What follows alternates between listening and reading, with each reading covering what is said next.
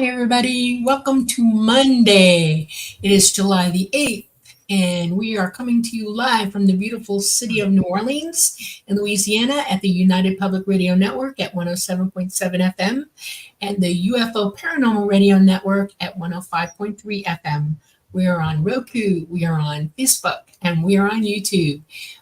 We have lots of interesting things to talk about tonight, and I hope you all are putting your questions in caps for us so we can isolate your questions to be asked and talked about. And I hope you all are buckled up and ready to go. And I'm going to hang it over to Preston so he can make introductions to you all and say hi.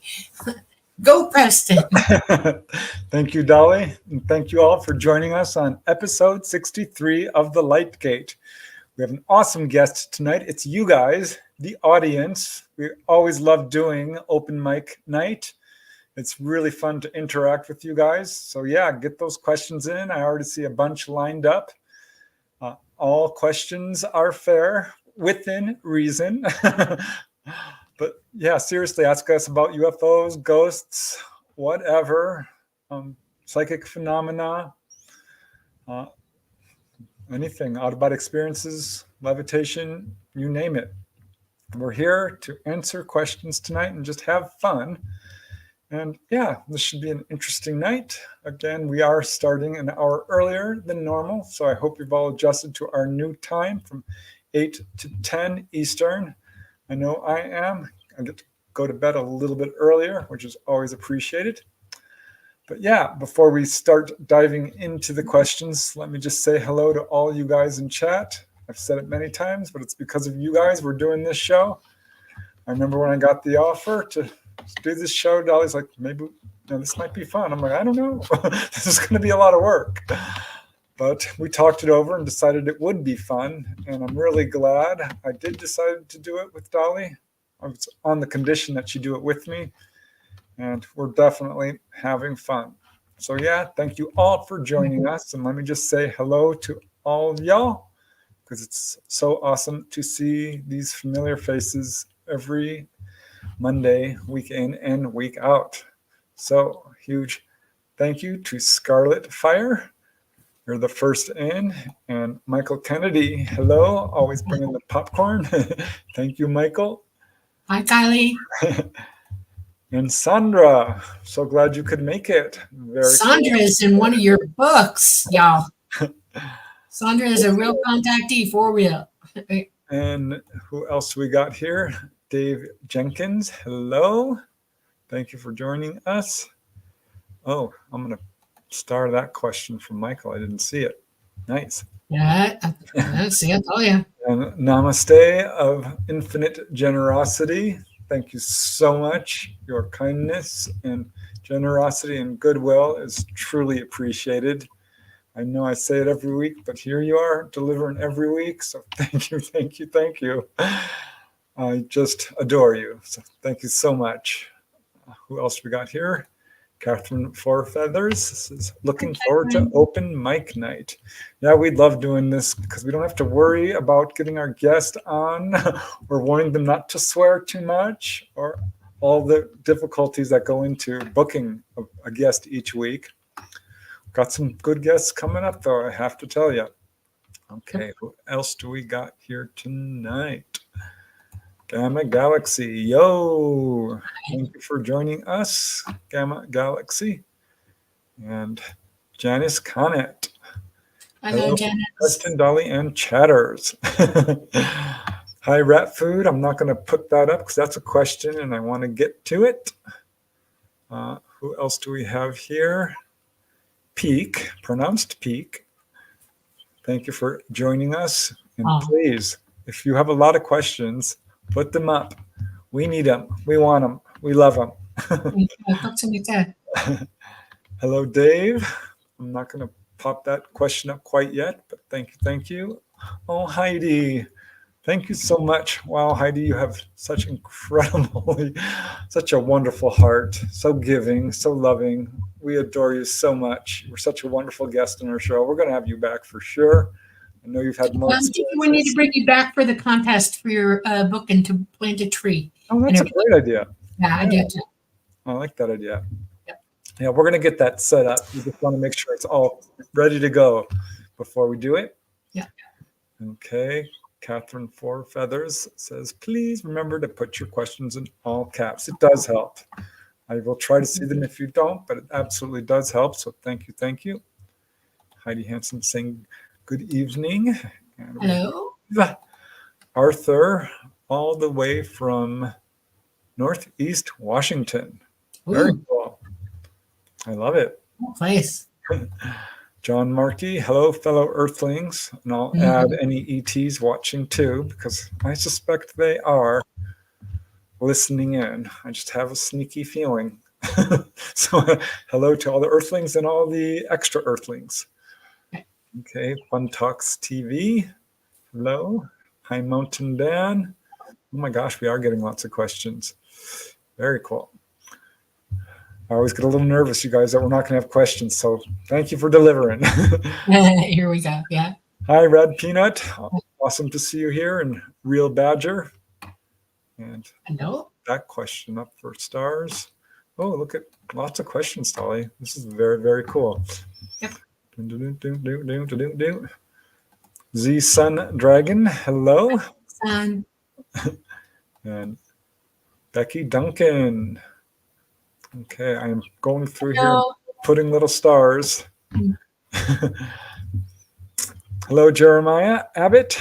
I love your picture there of the two lions. That's awesome. We love all the animals on our planet. Who else we have here? Jeanette Woods and Brian W. and Gaetano Zorzi. Hello. Hello. Halogen Oven TV. Greetings from UK. Oh, wow. Okay. Don't know if I've ever seen you here before, but thank you for joining us. That is awesome. Staying up late. A little less late than we used to, but still very awesome because it's going to be like 3 a.m. by the time the show is done in the UK. So much appreciated, Halogen. Okay. What else do we got going on here? John P. Adventures. Always nice to see you here. Oh, Bob. Thank you so much, Bob. Super appreciated. You guys just warm my heart every Monday. Thank you, Bob. Very, very kind of you. And we have Derek Mulligan all the way from Ireland. Very nice. I so want to go to Ireland. Ever since my parents went there and raved about it. I know it's. I have lots of relatives over there. So, yeah. Catherine Fourfeathers, we're having fun too. Yay. Oh my gosh, you guys are really delivering on the questions. Okay, no need to be nervous. We got questions, Dolly. Yay. Arthur says, peace and hippie vibes. Nice. I love it. Okay. Goodness gracious, look at all those questions. Hello, Daniel. Thanks for joining us. And Ben Riley and Jeanette Woods from Sydney, Australia. Hello, Jeanette. Peter Terry. Preston is a great storyteller. Oh, thank you. I have a lot of fun doing it, so I appreciate that. Oil Painter, Tribal Dancers. Glad to be in the live for the first time. Yay. Awesome. Thanks for joining us. Very cool. Audrey Miller says, I think I hear a bear. I heard growling. No kidding. Kind of like that, only deeper. All right. All right. If I hear it again, I will walk out the back door for a minute. Oh my God. Okay. All right. Who else we have here? Bronk Lander RC. Oh, wow. Thank you so much for the super chat donation. You guys, it means a lot. It's very inspiring. It helps us get the show and improve the quality. We need to get a new mic for Dolly. And she's popping out for a second. Seeing if we have a bear in the yard. Okay, who else do we got here? Il Gato. Hello. And Team Woo. Team Woo is here. Awesome. And Jeanette Woods. And gosh, we got a nice big crowd, you guys. That's awesome. Country Mouse. We must have like 25 questions already. Very cool. Stephen says, hi, Dolly and Preston. Greetings from Ireland. You guys are awesome. Love the show. Keep up the great work. Will do. Thanks for joining us, Stephen. We're having so much fun doing this. So thank you. Thank you. And Olivia says, blessings. And Ruth Kleiber, hello. Thanks for joining us, Ruth. It's always a pleasure and an honor. And Van Darkholm. Let's see, who else do we got here? Peak is bringing in the questions. Thank you. Thank you. Here is Country Mouse from Long Island. My name is Sasha, longtime fan. Long Island, New York. I guess that makes you a city mouse now, Country Mouse. Thanks for joining us. Did you see a bear, Dolly? A coyote, a big one. Oh, it was back there. All that whining we were hearing was a coyote, and it was behind where the chickens are. So I made some noise and scared it off. Hungry, wily coyote. All right. White Dragon, hello. And Thirsty.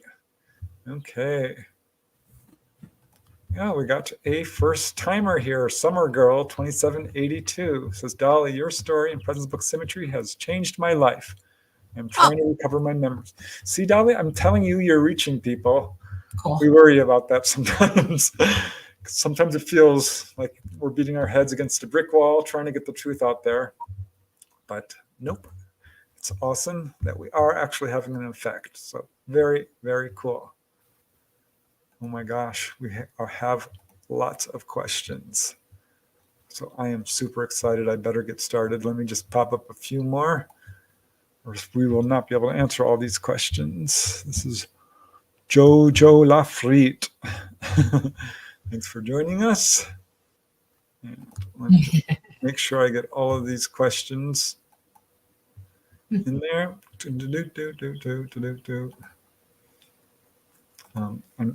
I need to get all these start up, or else I will miss them. Yeah.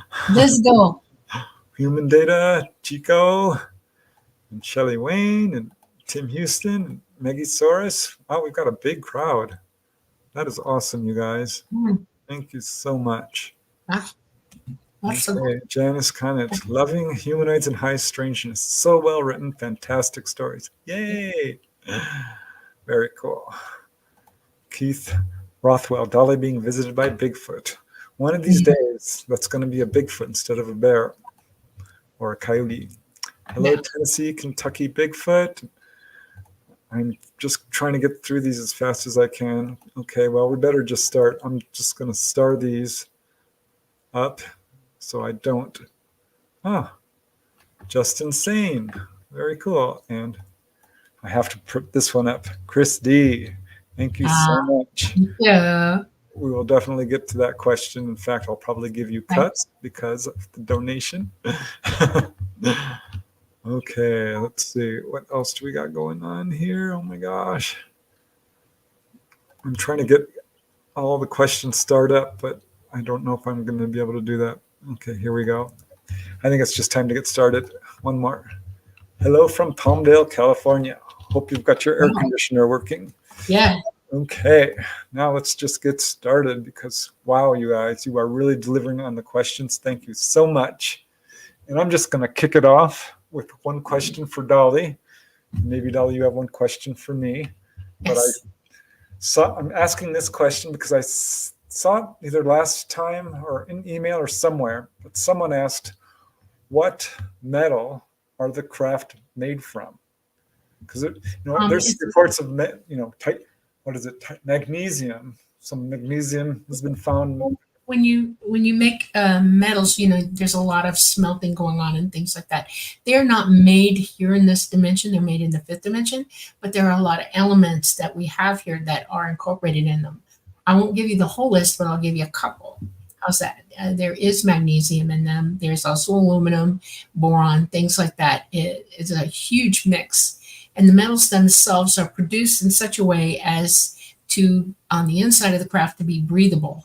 In other words, they have pores on the inside.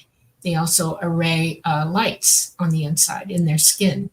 They array lights on the outside as well. They're very thick. If you were to touch the skin of a craft. It's kind of springy, spongy-ish, dolphinish, but they're very, on the outside, they're very waterproof and, seal up, airproof as well. But they can array light like crazy. It takes about a year to put a new craft together. And it's funny, there's enough back engineering going on that a lot of the textures and metals of types of things that we have here now are from that. I can clearly see examples of them trying to back engineer the skin and come up with the way that they're produced. So like the memory metal from Roswell. Yeah. Makes me wonder. If you really are that interested, what you do is catch up on your science and go to engineering school and try to get in with that and become one of those people that, checks it out and learns about it and maybe make up work in a lab to help produce that. That would be cool. It's definitely an area of UFO research that could use some good scientific research. Yep. Okay, I got a question for you real quick. All I right. want to know, when was the first moment, where were you, what was going on when you realized that you actually were a real contactee? Oh gosh. Well, it wasn't right after I saw a UFO, oddly enough, because I just kind of like pushed that out of my head for some reason. It kind of came on slowly. I would say it took me a good 5 years into this at least. I think when I started to become aware that the ETs were aware of me, I think it really started to hit me after I asked this lady who I had interviewed to come on TV, and she said, okay. And then when it came time to come on TV, she called me like the day before, said I can't do it. And I'm like, why? This is just a tiny little public access TV show. Yeah. Her name was Susan. Susan and Karen were sisters who had encounters with what they called the Muddy Man. They always thought it was the boogeyman because they never saw a UFO. It was just this gray type of ET coming into their bedrooms once a week or so when they were little kids. Mm-hmm. And neither of them talked about it. Only when they were adults did they realize, I had the Money Man coming in. She's like, oh, me too. I remember. They compared notes and realized they were seeing the same thing. And would always go to Susan's bed. And when she said, no, I can't go on TV, I asked her why. She said, because the ETs came. They know. And they said, it's not time. But, wow. That must mean that they know she's going on TV, so they must know about me. Mm-hmm. That started to stack up. I think when I put out my book, UFO Healings, I had a sighting of an anomalous light. Because I remember I walked on my balcony and I shook it up. I'm like, look, you guys, at the sky. Here's my first book. And I started to really get a feeling like maybe they are aware of me. But yeah, it took years. I mean, I think when I finally started getting sightings where they were interacting with me a little bit, but it wasn't something I was really comfortable with until, much later. Not that it was uncomfortable. It's just hard to believe, I guess. I don't know. But now looking back in hindsight, I think it probably went back all the way to early childhood. I really suspect. Okay. That's neat. Okay. All right. Michael Kennedy. Hold on. I have to answer them in order. That's only fair. I thought his was like first. I don't see any from all the way at the top. He was the second person in the room, and he was asking questions right away. Well, I'm going to pop up the first I see you. And I see one, he's 3 down or 4. Okay. All right. And if I skip him, you guys, please forgive me. Don't feel shy about re-asking. But the first one is from Rat Food. And the question is the levitation ET does the same as for humans, or are they different because of biology and belief? And what do cities and egregores have to do with this too? I had to look up that term, egregores, by the way. I did not know what that is, but I quickly looked it up. All right. You want to go first, Dolly, or shall I? You go first. As far as I know, ETs do levitation 2 ways. One, with technology, because there's certainly cases of people being pulled up a beam of light. But, and Dolly kind of woke me up to this, and I was already kind of circling around it. ETs are psychic. They're very psychically advanced, very spiritually advanced, and have the ability of human levitation. And I wrote a book on levitation. It is one of the so-called siddhis. Siddhis are supernatural abilities that manifest along the pathway to spiritual enlightenment according to yogic tradition. And some examples would be immunity to fire, invisibility, superhuman strength. And these are abilities that certainly exhibit in all cultures. There was a lot of, the Christian and Catholic saints that would have these abilities, including levitation. So I'm going to say yes, it's absolutely connected to siddhis, and egregores, I think, is pretty much the same thing. It's just each culture is trying to find a way to interpret this, categorize it, label it. These are natural abilities that all entities have. And just a quick aside, in yogic tradition, they're also considered obstacles in a way, because you can become obsessed with it. They're not the goal, they're just a signpost that you've reached this. The ultimate goal is knowledge, consciousness, communion with God, or all that is, spiritual enlightenment. You don't want to get trapped by, having supernatural abilities. They're not the goal. But yeah, this is something we can do, and the ETs can do psychically. And frankly, we're beginning to learn how to do it technologically as well. Yep, I agree with everything you said. ET has advanced to the point that they are psychically taught how to retrieve, hold, push, elevate, lower objects, depending on how strong their ability is. And it's very strong, most of them. They can instantly use it without even thinking about it. They can use that ability. And the way that they are taught is that they see energy like we don't see energy. So they're just moving energy around with their psychic ability. And if you happen to be a human being and you're full of energy, you have an aura and everything, your consciousness is indwelling you, they are able to lift that up and move in any direction that they feel like, or stop you dead cold, or hold you in stasis. And then they do use technology, like you said. They can pull you up in an energy beam. It's called they call it an energy ribbon, and it's electromagnetic and it's interdimensional at the same time. And they can pull you up that way. They move huge objects with. There's a ball that we fly with. It's a little ball like this. It's electromagnetic, and it's magnetic, very magnetic, and it anti-gravs as well. And it's a dimensional ball, and it swells up when you activate it. And the interdimensionalness of it can bring objects off the ground that are immense, huge even, and they can hold it with that energy of that ball. The person operating it has to be psychic enough to know how to use it. And so that's one of the ways, you see things that are built on this planet, and you go, who did that? Because you didn't do it. Whoever was living there at the time, and that's what they're doing. They're moving it. The little purse and the hieroglyphs, that ball is in that purse.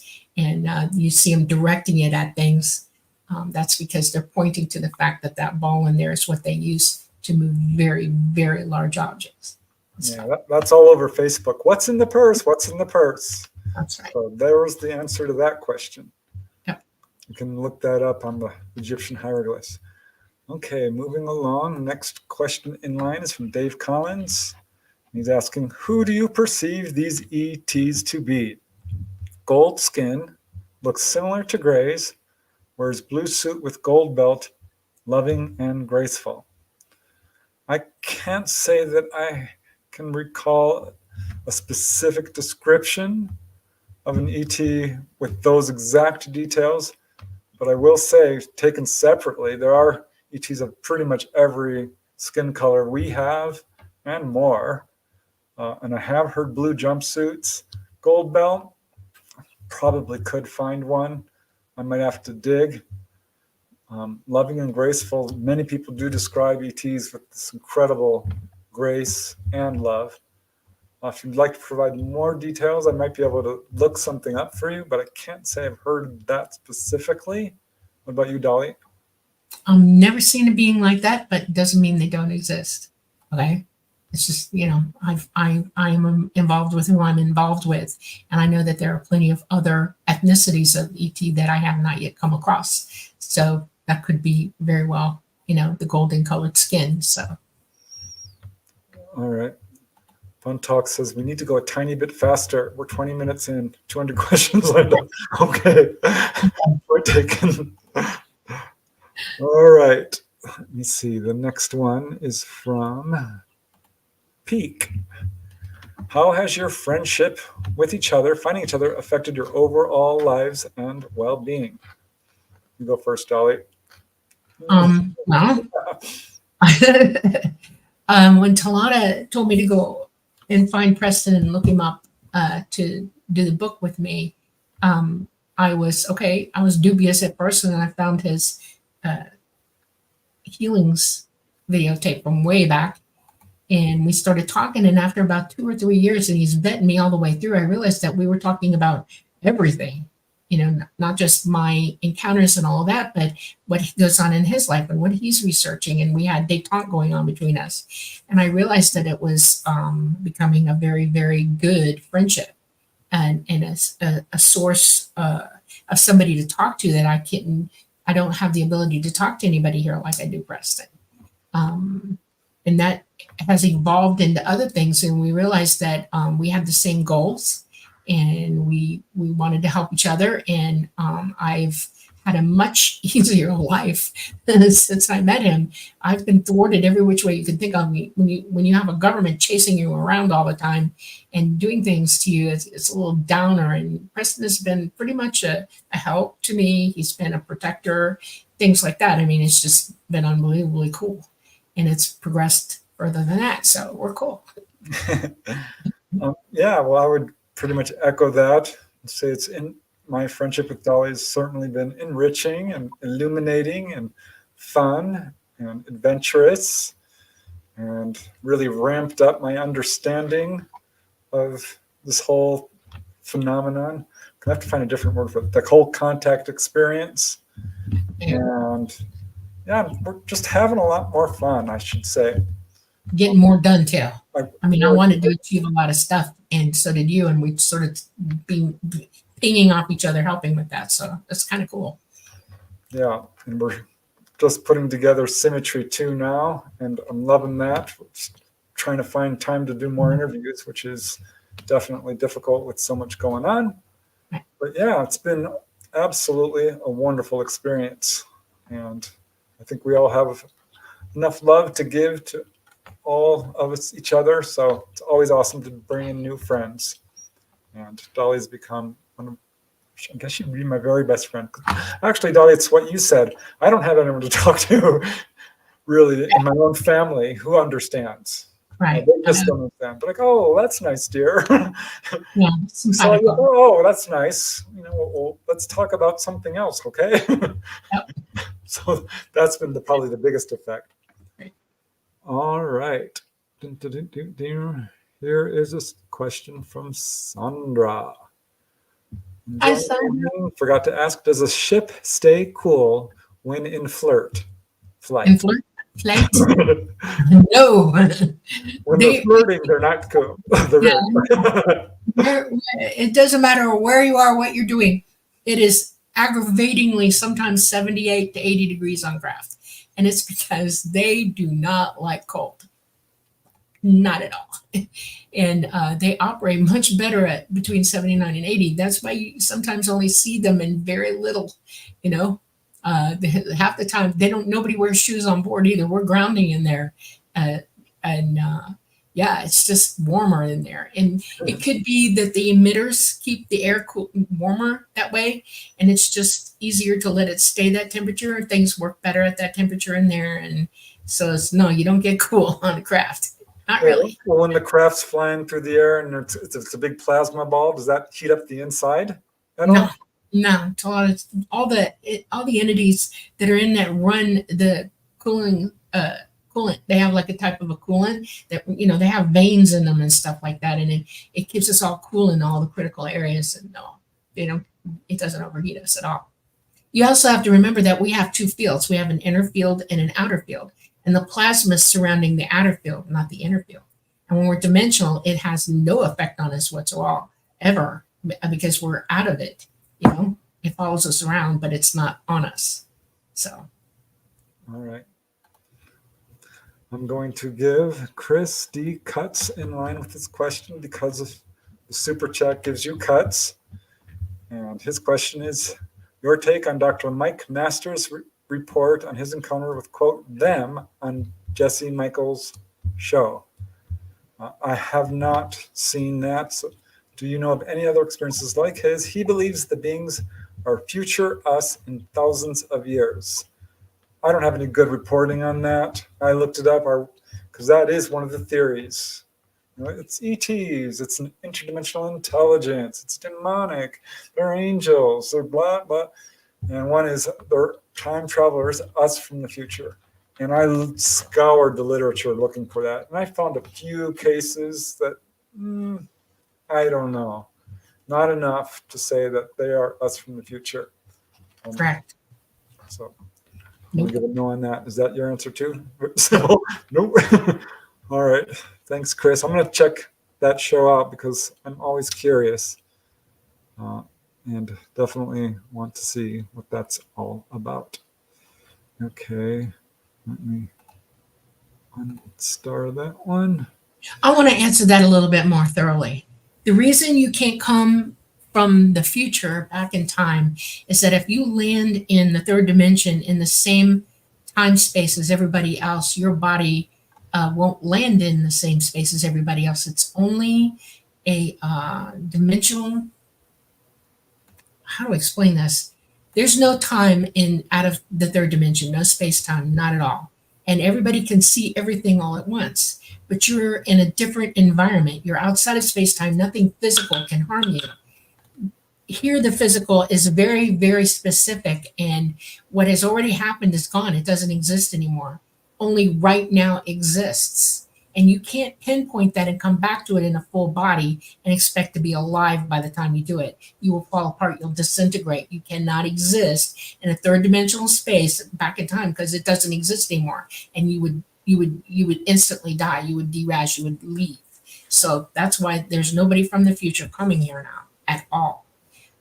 When I was a little girl, they brought me into a dimensional space that allowed me to witness outside of this dimension something that happened in 1904. And it was with a relative of mine. And I was given very specific instructions on how to interact with this. But I wasn't allowed to physically touch, do anything. I was so afraid after they told me everything I had to do. I wouldn't even put my feet on the ground. I kept my knees up on a bench. And I only stayed there long enough for them to, do the happy birthday, photos thing.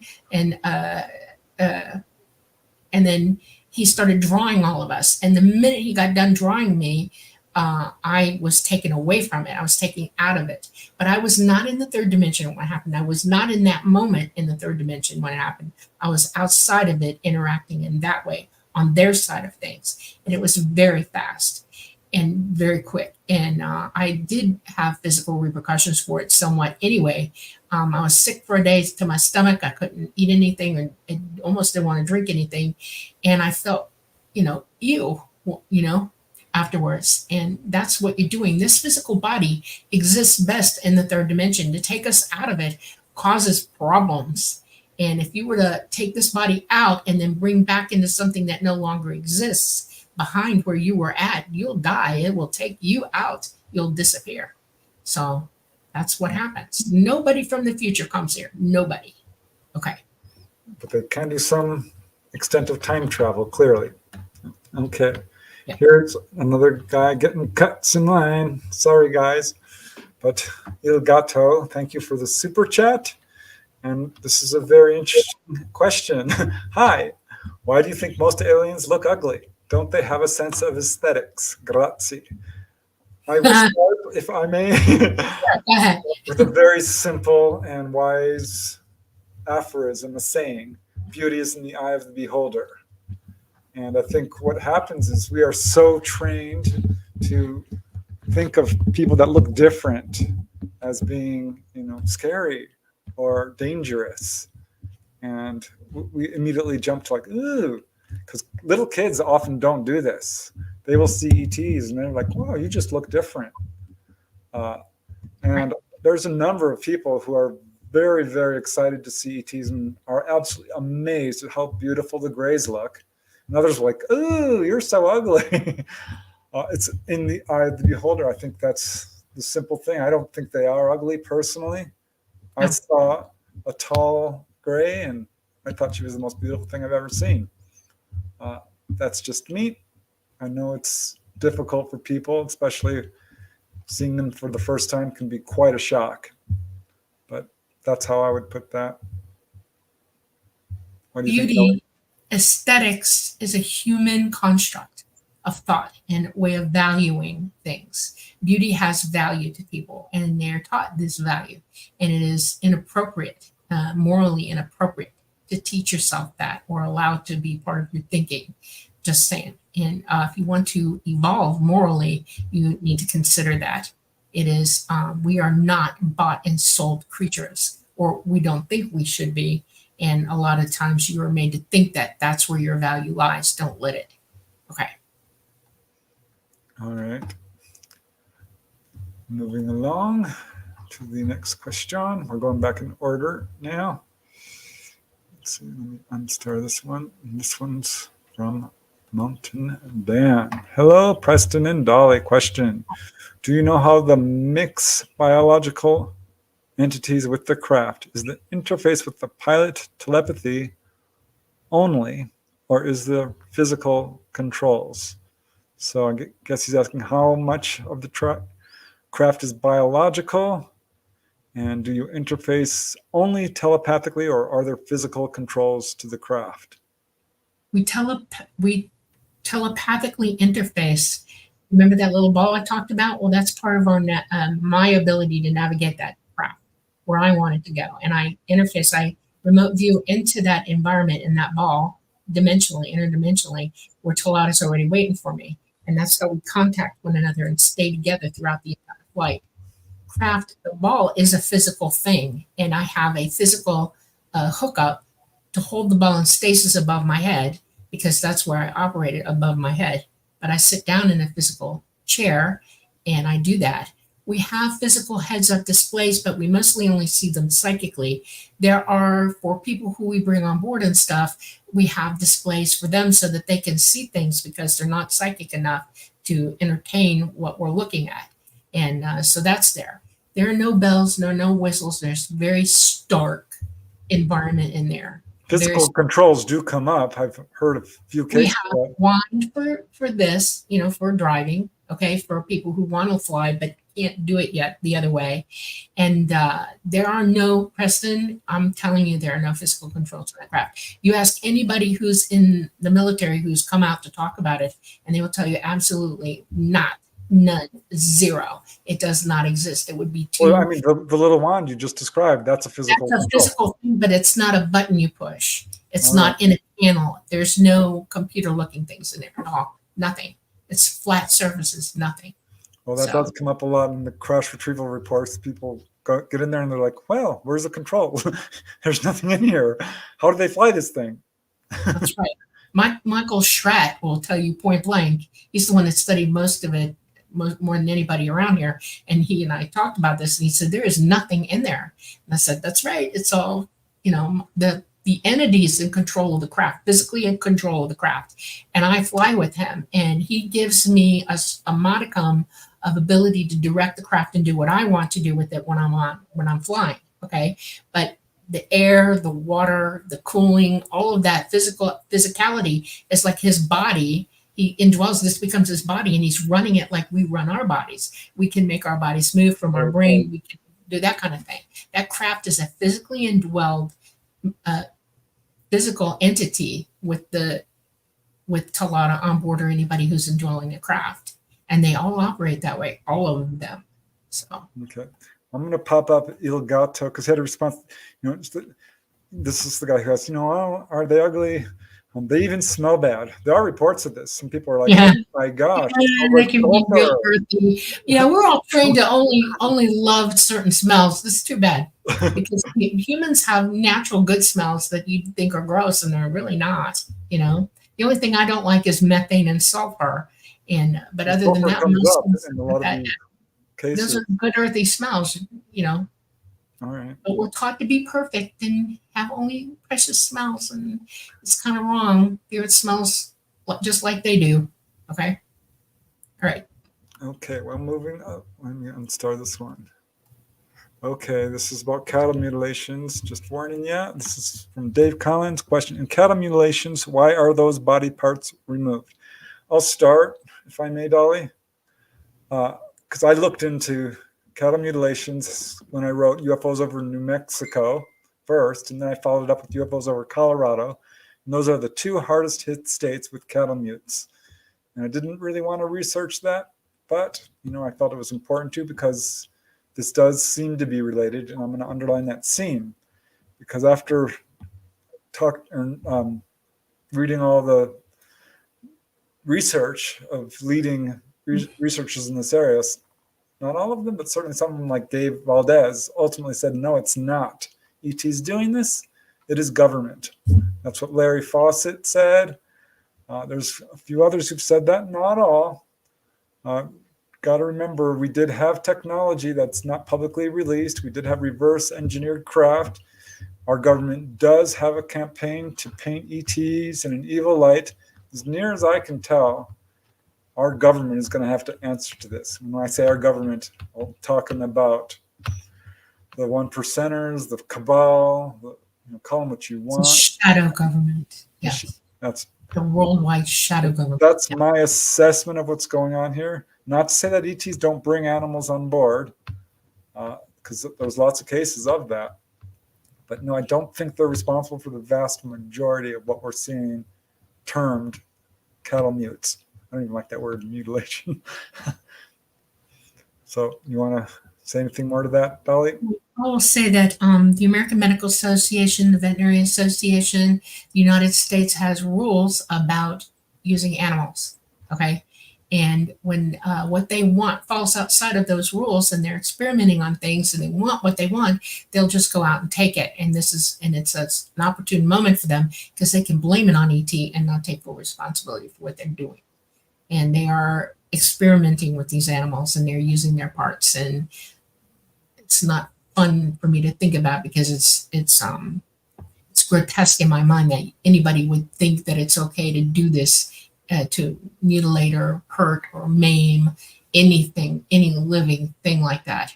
I don't even like to go there in my head. It's bad, and we humans here are doing this, not ET, not at all.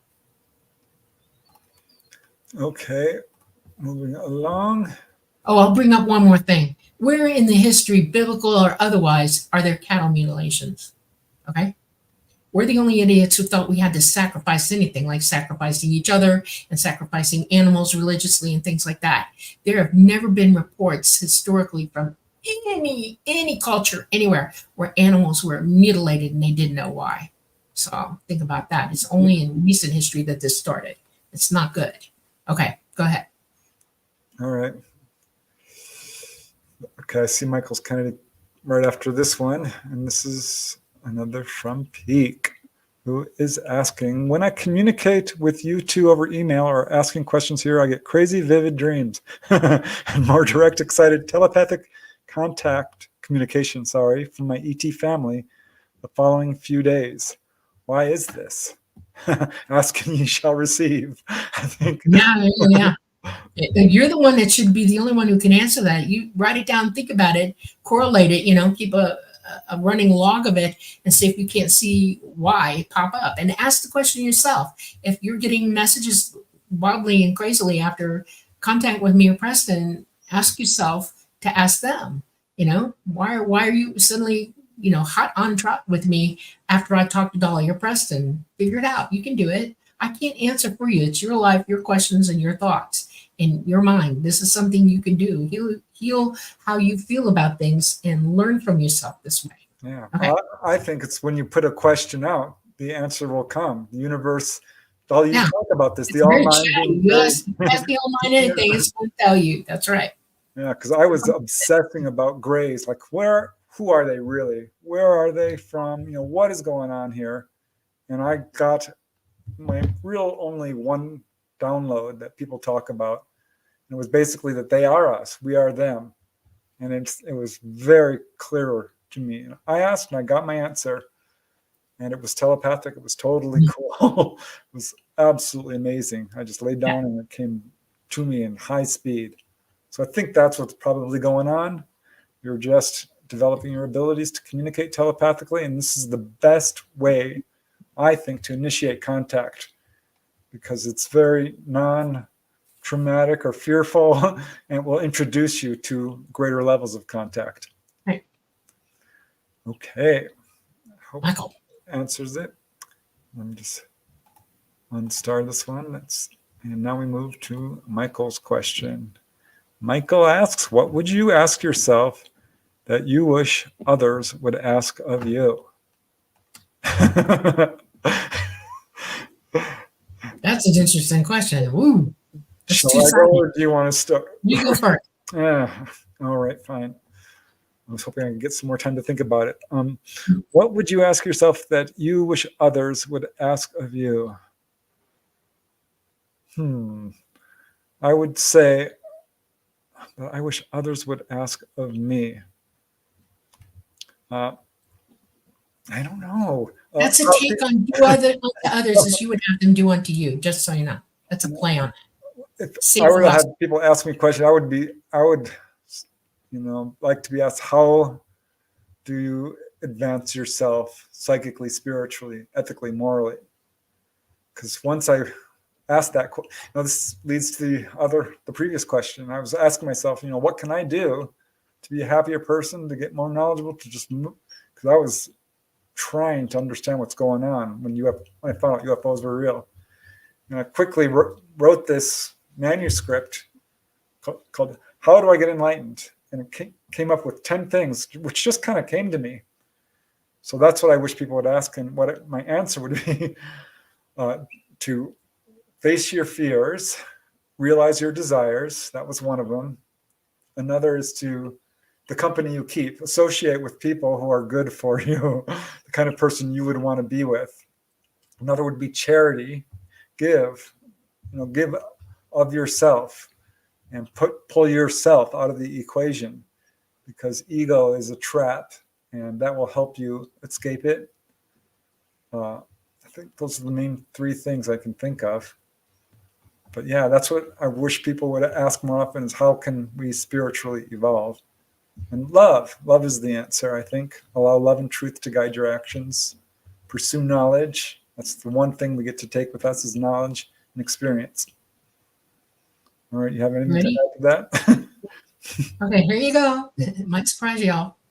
One of the things that I would love if everybody did for me, that I automatically try to do for everybody, and it's a give and a take communication, is for you to understand that in truth, I want your truth and I want you to hear mine. And to do that, we have to lovingly shut down what we're thinking while the other person is talking, to truly empathize with them and hear what they're actually saying. And then take the time to think about it before you respond. That's what I want. That's what I would wish for others, as I would wish it for myself. That is the beginning of true psychic communion together. And if we all employ that as we're learning to be psychic, y'all, it will greatly enhance it and make it go much faster for you and show you things that you didn't know existed. We have to learn to listen to one another. It's so important, and to embody it in our own selves and think about it before we respond. We're also quick to judge. We're also quick to talk back, because we're overthinking what this person just said. And you miss 80% of the conversation when you do that, because you're not really trying to hear truth. You're listening to your own ideas. And that isn't how we should communicate truth to one another. That's what I want. Okay. You guys play nice and chat. I will remove you. Okay, just saying. All right, moving along. This next question is, unstar that one, from Real Badger. Preston, did you check out the video of your rebroadcast guest appearance episode on the Paranormal View channel that launched Saturday night? No, I didn't. I'll have to check it out. So thanks for alerting me. But gosh, I'm so busy these days. It's hard to keep up with all of that. But I'll see what I can find out. What was it about? Now you got me curious. Okay. Let's see. Next one is Earthling with Rocks. Hi, friends. Do ETs ever speak of religion, theirs or ours? It does come up. I remember we had a guest on the Light Gate. Gosh, what was it? Steve Boucher. He asked them, what's the one true religion? And they said none of them. There was Walter Rizzi from Italy. He asked, what is God? And the ET kind of looked surprised by the question and said, it's you. It's me. It's everything around us. So that does come up. I think we did dive deep into it in the book Symmetry. Dolly talked about that. If you want to give a recap. Basically, ETs have no religion. When I say they have morality and science, and they go together, and they've had billions of years to evolve this, that's what they have. They believe, they understand, I guess is the best way to put this. They know that there is an all mind and that we're all part of it and we're all encompassed together and we can communicate back and forth and that it's responsible for us as we are basically for its health as well. That's interesting concept. Okay, think about that. I studied religions when I was growing up at the behest of my father. He said, don't stick with one, just learn them all. And I said, why do you want me to do that? And he said, because it'll give you an insight into how humans evolved and the way they think. It has nothing to do with you worshiping a deity. It has to do with you understanding why humanity is the way it is now. So that's what they think. ET thinks that way also, because I've had conversations with Mama and Talata and a few others about this very thing. And it is a construct of ours, and it has to do with control and keeping people in line and playing by the rules, which doesn't help anyway because people are going nuts everywhere, no matter what religion they are, and nobody's taking care of themselves and holding their own. It's anarchy already. So that's my answer. Okay, I was just making sure we had no more trolling going on in there. Looks like we're good. Thanks, guys. Thanks for being kind to each other. It's much appreciated. We're just here to have fun. Okay, here is the next question. Peak is bringing it tonight. Dolly, what can we do to give our loved ones in hospice the best death care possible in cases where they have months or weeks to live based on your nursing experience and reincarnation knowledge? That's a good one. Number one, celebrate the journey that they're going on. Make sure that they understand that you're with them all the way. In other words, treat them as you would treat yourself in this situation. Treat them as if it's not death. They're just going through a phase and they're going to go to the other side. And it's a family affair.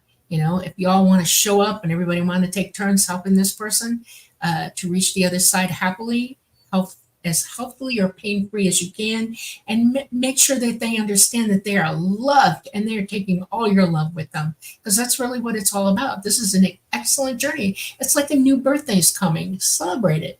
Enjoy the process. Learn from it. Yeah, I like that. Very cool. Okay. Start that. Gamma Galaxy. Preston, did you ever have an encounter? I sure did. I started out with anomalous lights, had quite a few of those. Then one little orb came down. I ended up having missing time.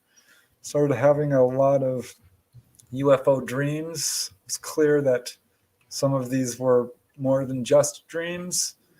It ramped up over the years. I've had some with telepathic contact. I saw another question way there down the list here, so I may as well just jump to it now. because on my birthday in 2022, I had the best experience ever, which someday I'm going to write about, hopefully soon. But before I get to there, I do think I woke up once with a gray in my room. I can't say for sure because it was so quick. But I felt what I thought was a cat walking across my bed, and I don't have a cat back then. And opened my eyes, and I saw something dart out of the room super fast. Made my heart beat really fast because it scared me. I think that might have been something, but I hesitate to say because I didn't really get a good look.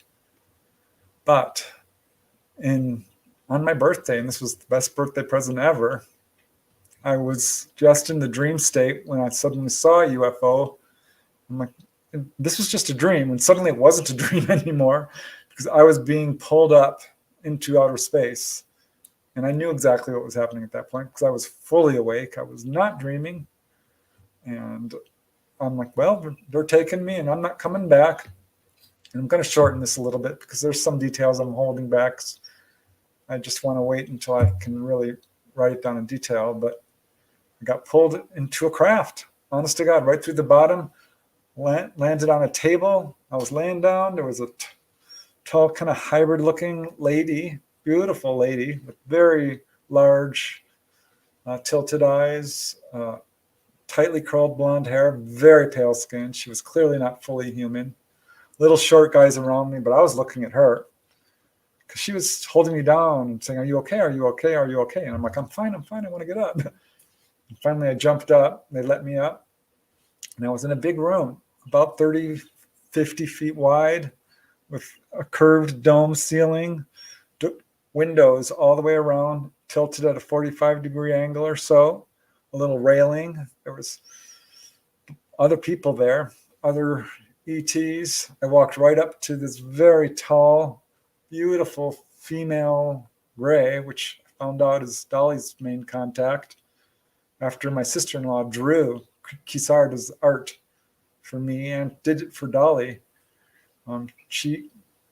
Dolly had Kisar draw Mama. I'm like, yep, that's absolutely her. And of course, Dolly revealed that as well later.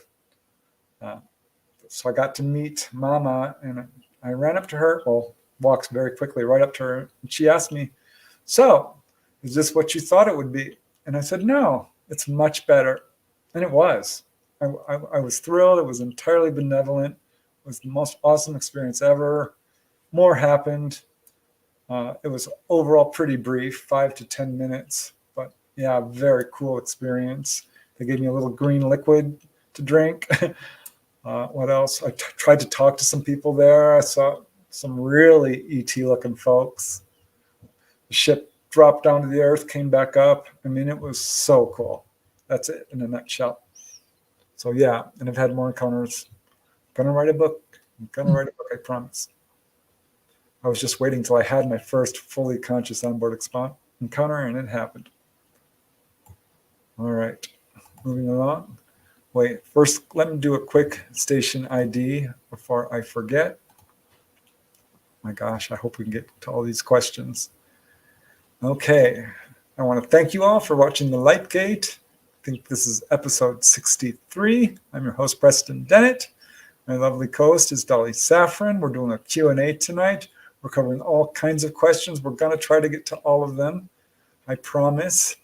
And if we don't, we're planning on doing another Q&A. We do them at least once every other month. We're trying to up that a little bit. And just want to let you know that we are streaming live on 105.3 at the UFO Paranormal Radio Network. That's 105.3 FM from the beautiful city of New Orleans, and 107.7 FM at the United Paranormal Radio Network, again from the beautiful city of New Orleans.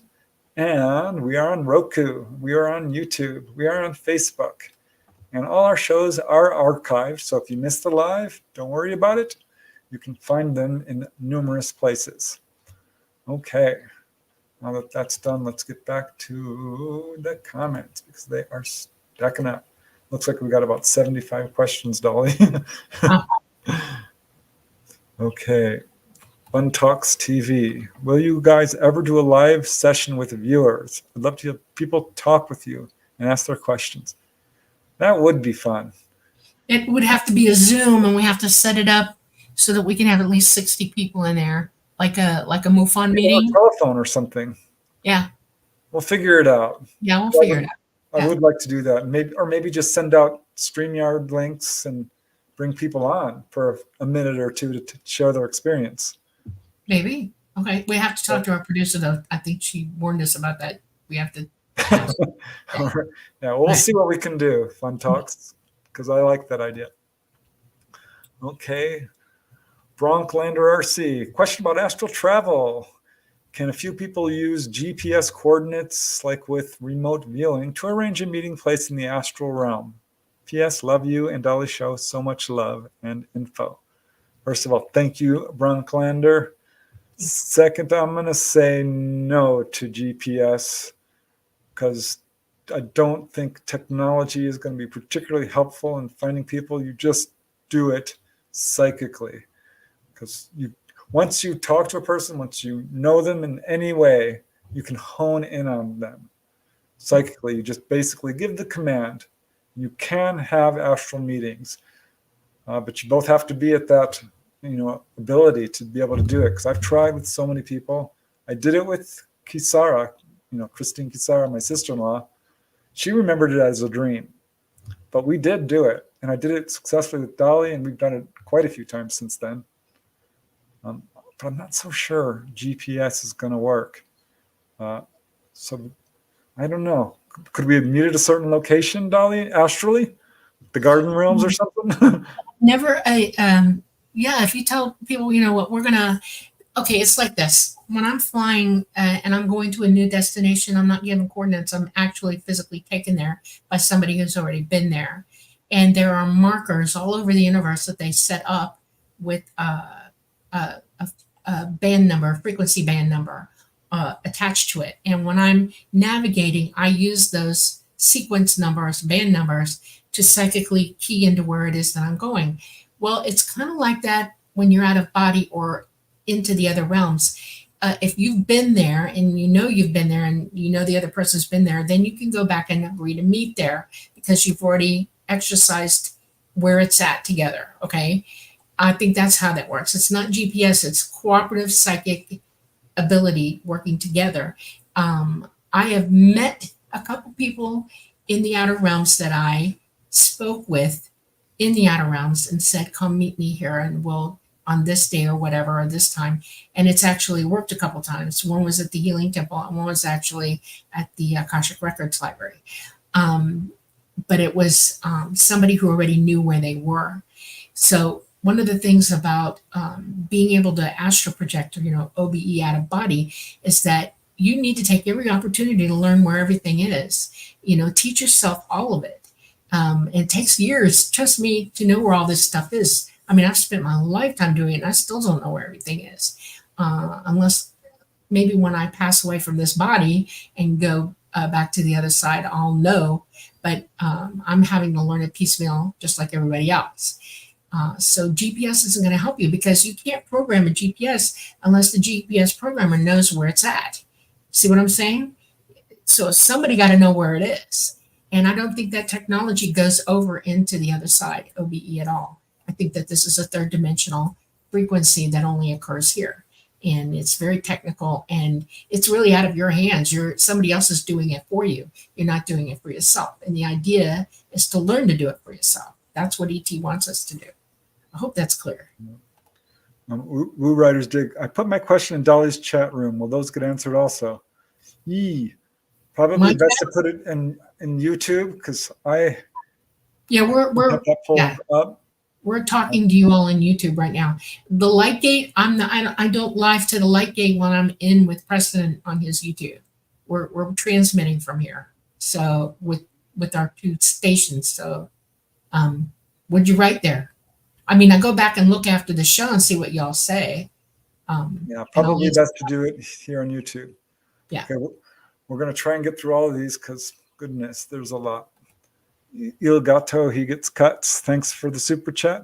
What about flat Earth or the firmament? Could it be that so-called ETs are from other dimensions rather than planets? I personally don't think the evidence shows that. I think they're people like us who are interdimensional, just like we are. I think that there are interdimensional beings out there. There are beings like fairies and elves and gnomes and dwarves and little people in all cultures who are probably not ET as we would think of it, but are getting kind of put under that umbrella. But I don't know that I would call them interdimensional beings from other dimensions, though. To some, I mean, Talata, would he Is not? an interdimensional being. He's from the fifth Well, dimension. But I he guess- can only come here because he's indwelling a craft that can handle being in the third dimension. He's been given a body with this craft so that he can be here. He doesn't travel here on his own. He can't. It's impossible. He can't break through that to come here. So there are interdimensional beings here. Most of them are fifth dimensional, but beings that you see with the body and everything, and you know they can breathe the air or they're from another planet, they are in the third dimension with you. They can travel interdimensionally, but they're not from another dimension. How's that? I know of 3 interdimensional beings. Talata's one of, his beings, where they're from, are one. Light beings are interdimensional beings, and they're from the 4th and the 5th. They look like angels. Okay. And then there's another one that is literally amazing to me. I don't know how many people have perceived them. I've only seen them twice in my lifetime, was able to understand what I was looking at. And these are beings of light, pure light. They go beyond angel looking. They're absolutely pure light. And you feel them psychically more than you see them, but you have psychic sight as well. And I was able to perceive them as they are. And they can show up as anything to you at that point. They can help you understand that they're there by giving you a vision of them. And they are way above Talata. They're like in the 8th and the 9th dimension, these beings. And they are super duper evolved. And I don't know, I was very young when I saw them first time. And I asked the question, why are they here? What's going on? And basically, they were looking at the situation that I was in. I was being watched. And I asked why. And they said, because you're developing and they're interested to know how you're doing. And then I realized, well, do they do this to everybody? And pretty much, yeah, they know who we all are, just like ET does. So think about that one. That's a biggie. Okay. Louise, I don't see your question. I'm getting through it. Please re-ask it. Yeah. I mean, it might be here in this list, but I'm honestly not seeing it. Okay. Next, we've got to go through these quick, Dolly. Okay. Mountain Dan. Question. Do you know how they mix biological entities with the UFO craft? Oh, we already answered this one, didn't we? Yeah, they indwell. Yeah, like when you're conceived in your mother's womb, they indwell like that. They go into the craft as if they're being ready to be born. It's a weird process, but they do it, and they actually become the craft. You know, they're the consciousness of the craft, and it's a biological entity, and it's on its own. It's created though by fifth dimensional beings to do that. Okay. Okay, Ancient Mysteries Art. Hey, y'all, Preston and Dolly, have ETs ever mentioned advice about what type of diet we should be eating? Yes. They told Jim Sparks you're eating far too much meat. It's messing up your digestive system. They told Beth Collings or Anna Jamerson you're eating too much fatty foods. It's not good for you. They've told another lady who is having problems with her kidneys. They cured them. And then they showed her liver, and they said, you need to stop drinking Diet Coke, and showed her all these black spots on her liver. They do occasionally give dietary advice if it's helpful. They told one guy to stop smoking. And this sort of thing does come up. It's not super common. What do you think, Dolly? Have they ever told you what they don't like how we process meat in our planet. They think that we're harming ourselves by the way that the animals are raised and then butchered and processed after that, and it's poisonous, toxic to us. And they used to just want us to all eat fish all the time, but we've even gummed that up. So we just have to be careful what we put in our mouths. In other words, they're asking us to detoxify. they're asking us to pay attention to what we put in our mouth. If you're going to eat beef that hasn't been inoculated and, hormoned up and fed things that it shouldn't have in its mouth. Okay. And then butchering an animal is a process, and it has to be humane. And if that isn't good enough, just worry about what you eat, everything else you eat too. I mean, everything is sprayed, plasticized. It's frightening. Our food supply is not okay. If you can grow your own vegetables that aren't HMO'd at home, do that. Start trying to clean up your body by cleaning up what you put in your mouth. That's the best diet you can go on. And yeah, fat is really bad for people. There's certain kinds of fats you should eat, and there's a lot of fats that you shouldn't eat. And they know that, and they've talked about it. Yep. All right. Okay. I'm popping cuts for Rick Schatz. Thanks for the super chat. Very nice of you. You probably aren't aware of this, Dolly. Maybe you are. There's a woodcut that's from 1561. Rick is asking, what was the Nuremberg alien aerial event on April 14, 1561? Did any entities ever discuss what really happened there? There's a woodcut that shows, I think it's like 100 craft in the sky of different shapes. One's crashing. They're all filling the sky. It's daylight because there's a sun there. There's two of them, one from Basel, Switzerland, and one from Nuremberg. Very close to each other. I think it was pretty much the same year even. Massive wave. I don't know if that would be a good question. I'd be very curious what Talata says about that. I think that was a display, honestly, which they do. They've done that here. Right. But we can only speculate. But that's a great question. We also have to wonder what those people were thinking from their perspective, and what they carved or would cut is from that perspective, People were pretty violent back then. People warred with each other all the time. There was all kinds of insane things going on. And so they were overlaying what they were drawing or cutting out for y'all to see from that perspective. So, okay. All right. Moving along. Okay. Let's see here. The next one is from Brian Morgan. Is it true that when we die, that if we've learned what we need to move on rather than be born here again? Yeah, I think there is some truth. At some point, and someone mentioned this in chat, Earth is a school. I think we come here to learn certain things, and at some point, we've learned all we need or all we can learn from the third dimension and move on to much funner and bigger universes or dimensions or what have you. I don't know. I can only speculate to a degree, but that's what I believe. Robert Monroe talked about this, Bruce Moan, and some of the other astral traveler authors. That makes sense. I hope to graduate one day. All right. I'm going to unstar that. Move along. Thank you, guys. These questions are awesome. Peak. Are the first and second dimensions even denser than our third dimension? Like, would those beings perceive us as light beings? Well, would. I mean, that's a hard question to answer. If he was to go into the first dimension, they would just be flat. They would literally be flat in the first dimension. If they had any sort of a body whatsoever, they'd only be seeing everything from one perspective, and that would be flat, straight up looking.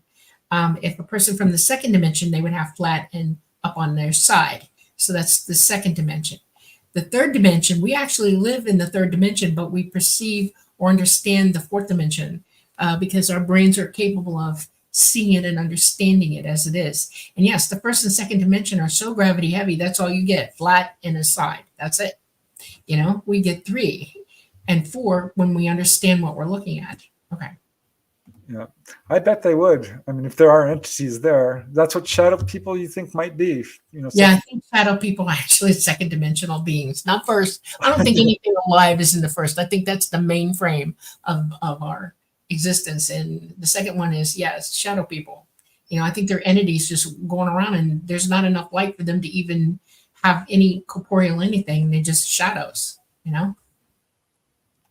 Okay, here's a question from Woo Riders DG. What are your thoughts on the recent mass UFO sighting at the outdoor amphitheater concert in Jefferson County, Colorado? I'm not sure if you've heard about that, Dolly. That's all over Facebook. apparently there was an outdoor theater and something showed up. I'm waiting to see how this evolves. More than likely, it's reverse engineered craft of some kind, given, that ET's out You too. gotta also remember there's 7D graphics and they can throw them up in the air as well as on the ground. So you got to be careful what you're looking at. Yeah. And it's not ET, not. Okay. Yeah. I'm curious to see, because I think some people are now beginning to talk who were there. Okay. Peak, you got your questions in early. See, this is what the benefit of getting your questions in early. Okay, how does dematerialization work? One time you said that even Talata couldn't dematerialize an apple and bring it back to normal, but ETs seem to dematerialize walls and ceilings a lot, then bring them back. I'm not sure that dematerialize is the word. I think they're aligning. It's not what's going on, not at all. Quickly though, Dolly, because we got a lot. Such thing as dematerialization, you would destroy whatever it is you're trying to do that with. They become interdimensional and they can go through anything at that point. If you're outside of this dimension and you're in another dimension, you can literally go through anything like a ghost. You become ghost-like, and that's a light. It's the way they bend light and can move through it interdimensionally. Yeah, so solid matter is really just energetic. All light. We're all light. You just can't see that in us because we're so densely packed together. You can't see that you're molecules of light, protons of light. And that's why people can see auras. It's just the shining of your light, who you are, and what's making your makeup. So that's what that is. Okay. I did have to kick one of you out. So sorry. But, we've got to play nice. They can't hear you talking about it, so it's all right. All right. Frag G. Hi, smiley face Dolly.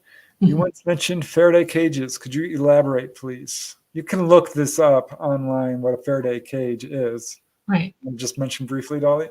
Yeah, I'm in a Faraday environment when I'm on board, because if I wasn't, I would be zapped to the point of extinction. Okay, it would burn me to nothing. I have pads under my feet, and I have a field that goes around me. It's a Faraday field, and it keeps me from being electrocuted. Electrocuted means that you're dead after this. You no longer exist. It stops your life. And I can't handle that, and neither can anybody else. So we have a Faraday environment over our heads up on the place of movement, okay? And when the ball is up above my head, that's when the Faraday mostly is at its strongest point, because I have to be inside that field to be protected, because I'll be electrocuted pretty bad. And that's what I mean.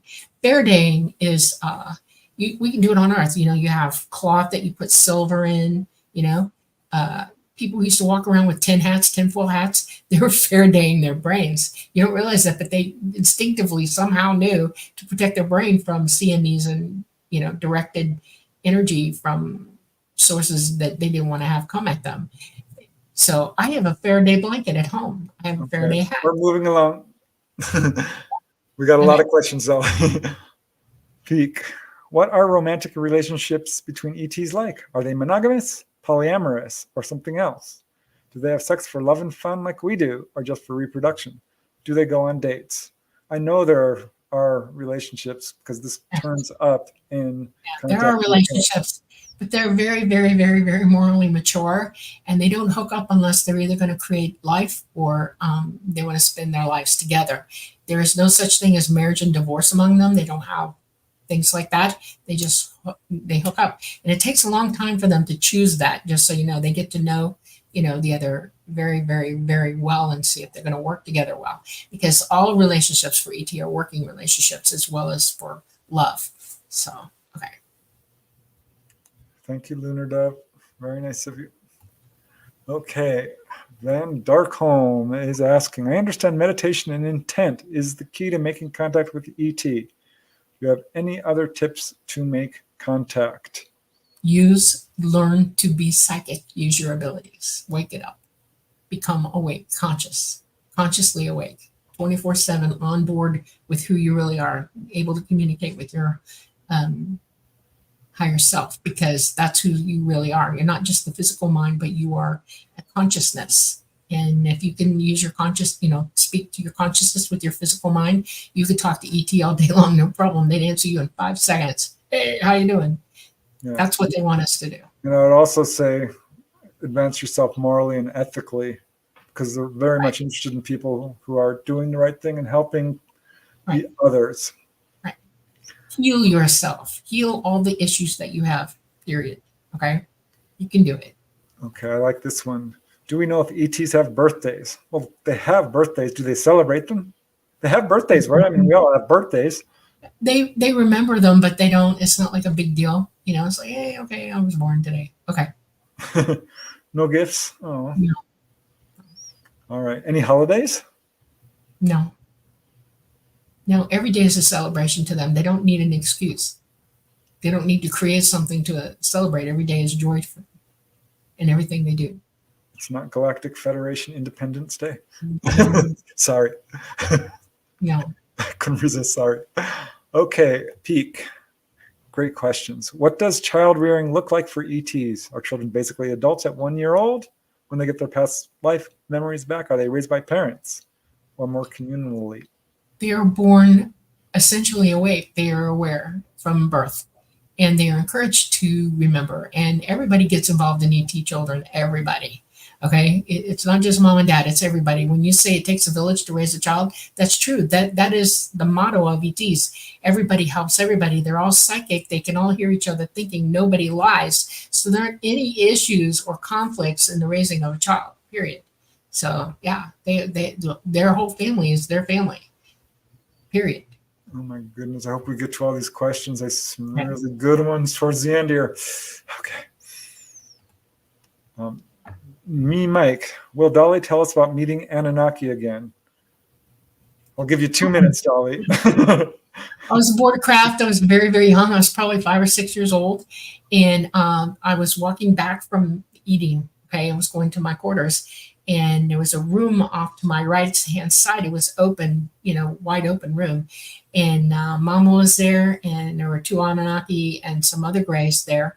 And they were all communicating. And I was shocked because they're huge. Okay, they're giants. And Mama's no slouch herself. She's very tall. And I was standing there staring with my mouth gaping open. And one of them saw me. He looked back and he saw me and he went like this. He shrugged his shoulder at me, come here. And I heard him. And I was like, oh my God. And I start walking to him and he went like this. He flexed his wing a little bit because he knew he could hear my thinking, oh my God, I got to touch that. And he stood there and let me touch his wings. And he flexed them. He opened them up a bit. He let me see the biology of where they are in his musculature and everything. And they're cool as hell. And I just was like, oh, I started petting him at some point. And that's when Mom went, you're done. Back off. And I did. And I went to my room shaking my head. By the way, we did a whole interview with Dolly, she and I, about all the ETs she's met. That's on the channel as well. So if you want to get more detail, there's more than just Anunnakis, but she went into it in great detail and in the book Symmetry as well. But I really want to get to all the questions. And there's like 80 of them. So let's keep going. Thanks, Mike. That's a good question. All right. Peak is getting her questions in. Any current mysteries remaining for you two when it comes to ETs and or the paranormal? What would you personally like to learn more about? I'd like to learn what happens after you decide to stop coming back to Earth and go into the higher dimensions. And I've got a million questions about ETs, but that's something I'm personally really interested in, is going higher and higher and higher astrally. Yep, I learn every day, and there's not enough time in this lifetime for me to learn all that is knowable. I just keep trying. And ETs are a favorite of mine. They're millions and billions of them in this universe, more than that, and thousands and thousands and thousands of things to think about and understand about them. And history is one of them. I started learning history from them, and it's complex and it's I mean, they're a billion or more years in advance of us. So think about what it is I have to try to figure out in this body, in this lifetime short. And yeah, I'm learning every day. Every day. I never stop asking questions, never. So, and going on to the evolving from here, I know that I made it a strict policy with myself in this lifetime that I had something to do, but I also have decided this is my last ride. I'm not coming back. And there are things that I have to accomplish before I do that. And I have to finish healing a few things. I might Yeah. come back. I'm not Yeah. going to promise, but Yeah, I don't want to come back. I'm done. I'm done. I So, might. It's fun. I like the third dimension. I'm not exactly where I'm going yet, but I've been told that if I keep going the way I'm going, I'll make it. So, Okay, let's see. What else do we got going on next? Becky Duncan.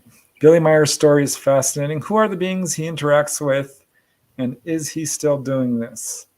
I've got all the books on Billy Meyer. His case is controversial. I think there's absolutely genuine contact going on there, but there's absolutely some faking going on. It's a little bit of a mess. I can't tell you. He called them Pleiadians, then he said, no, they're actually called Pleiadians. I call them human looking. I don't know. I'd love to talk to Billy Meyer personally, but I do find his case interesting. I wish I could tell you. You have any insight on Billy Meyer, Dolly? no, I don't know him. I've never thought about him or knew about him until I came out and I started hearing about people and things. And I can't talk about somebody I don't know. So the only thing I could say is if you're of a mind to make contact with me, I'd love to talk to you. Otherwise, I don't know what to say. You know, it's his life and his voice, and y'all have to work on that yourselves. You know, make up your mind, do your own research, that kind of thing. Yeah. Peak says, feel free to skip any other questions from me. Thank you, Peak. But you got him first, so you know it's only fair. Okay. Janice Conant, so sweet. Would anyone like to read Heidi Hansen's 3 books? I have finished them and would like to pass them on. Ooh. Do read them. You know, check them out. They're not that expensive. It would really help Heidi too. I've got some copies. She's amazing. I really adore her. Her books are so honest and so sincere and super fascinating because it covers such a wide gamut of experiences. Ghosts and premonitions and ET contact and all kinds of really cool stuff. But I regard Heidi as a hybrid sister. Okay, she's from my generation, and when we talk, I realize that she's like me, a lot like me. So, yeah, you should read her book. She's fantastic. That's very kind of you, Janice. Okay, question from White Dragon. Preston. Oh, I've been called worse. Preston, do you know if you have ET hybrid children anywhere? I suspect I do. I said it was okay many years ago. I'm like, if you guys, you know, I'm happy to do it. I had started having some ET dreams that are more than dreams where I'm holding children. I love kids. You know, I don't have any here on Earth, but I've held some babies on ships. I have. I think I might. Well, I sure hope so. I think Dolly says, yes, I do. So I'm super excited, but I don't like to think about it too much because it makes me a little bit poignant. You know, I really, if that's true, and I think it is, I want to meet them. So yeah, I'm going to say yes, but I'm still not fully cognizant of it. Okay. Peak, you said I could skip, so I'm going to skip that one because, well, let me just say it anyway. What the heck? What question do you wish an audience member would ask, and how would you answer it? It's kind of what Michael's question was, wasn't it? Yes. Ask us anything. Okay, moving along. Keith Rockwell. Question, Dolly, have you indicated how long the ETs will be off-world? Long enough for our poles to change and our magnetosphere to regain its strength, and they can come back then. And unfortunately, a lot of stuff's going to be happening between now and then. The CME is the one that's going to take out the grid will hit already by then. And then it'll be a little while after that, because once they start popping that hot, those CMEs, and coming in like that, and our magnetosphere is down like this, there'll be multiple CMEs. The first one will get the grid, and then anything else left behind. Let's put it that way. It's going to cause problems. Probably there are different thoughts on this. It could be, like 8 years. And then we also have the added extra fun of knowing that our sun's eventually going to micronova, and that's within that time frame. So they got a short amount of time to make it here again, grab and go, because they don't want anybody out here while that micronova is going on. It's bad. It's very bad. So it's going to cause the planet to flop over and all kinds of stuff. So. Okay, Ilgato. Is this general Q&A, or what is the exact general? Anything you want to ask? Okay. Moving along. Audrey Miller. Dolly, there are sightings being reported around the country. You told us that ETs are not anywhere near Earth. Nope. Danger of semis, please explain. Back engineering, 7D holography. The government, the shadow government's up to no good. Be careful. And the occasional ET drone, right? Very occasional. Only when they've got clear, and it's getting less and less opportunity now. I mean, we're having the phase of sun that we're in right now. It's happening too much. They can't take a chance of being here and it go off, and they're happening a lot. We've got a sunspot right now that I guarantee you is nasty, and it's going to pop, doing all kinds of things. And there's a bunch behind it. We're really going into a phase right now where it's going to happen more regularly, way more than now. So. Here's a question from Halogen Oven TV for our kind hosts. Have there been any ET encounters on a sub-micro scale, firefly-like size? There are some cases of miniature UFOs and tiny little ETs. Enough, I think, that there's some legitimacy to it. So I'm going to say yes. I don't know. What do you say, Dolly? Yep. Micro universe. There's a lot going on. A lot. Okay. Let's move along then. Megisaurus, what's the best case you know of where the individual has got into a deep discussion with them outside of the usual environmental message? Deep philosophical debate with them. Well, other than Dolly Safran, I would say there's a few cases. Betty Andreassen's case is pretty involved. I've occasionally interviewed people. I like Don Anderson. His case is controversial to some. I interviewed him. He got some answers. I did a whole episode on ET conversations. I'm not sure I can pinpoint any one exact case. Billy Meyer, if his case is legit, certainly got deep into it with him. But I wonder about some of the aspects of his case. Okay. I'm sure there are people out there. Dolly is not the only one. They're just very shy about talking. Okay. Oh, here's a question that I remember now. Eduardo Goldval's Jen is asking, my question is, do humanoids use skincare or have beauty routines? Humanoid, you mean humanoid ETs? Do they use skincare? Not like we do. Hell no. They eat right, they're healthy. They don't, they don't abuse themselves really. And no, they use it medicinally, medicinally on their skin. But other than that, no, they're not. No makeup, no false eyelashes. No. I've seen there's cases of them coming down with wigs on. Just saying. It has nothing to do with healthcare or beauty. They're just trying to fit in, and if they don't feel like they fit in, they'll put a wig on. Yep. Well, it's kind of what we do. So in a way, yes. All right. That was a good question. Okay. Jeanette Woods, what do you think of the black hole and the universe getting brighter?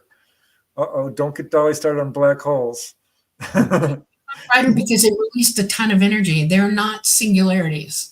They're not permanent wells of, smashing and crashing things. Garbage in, garbage out.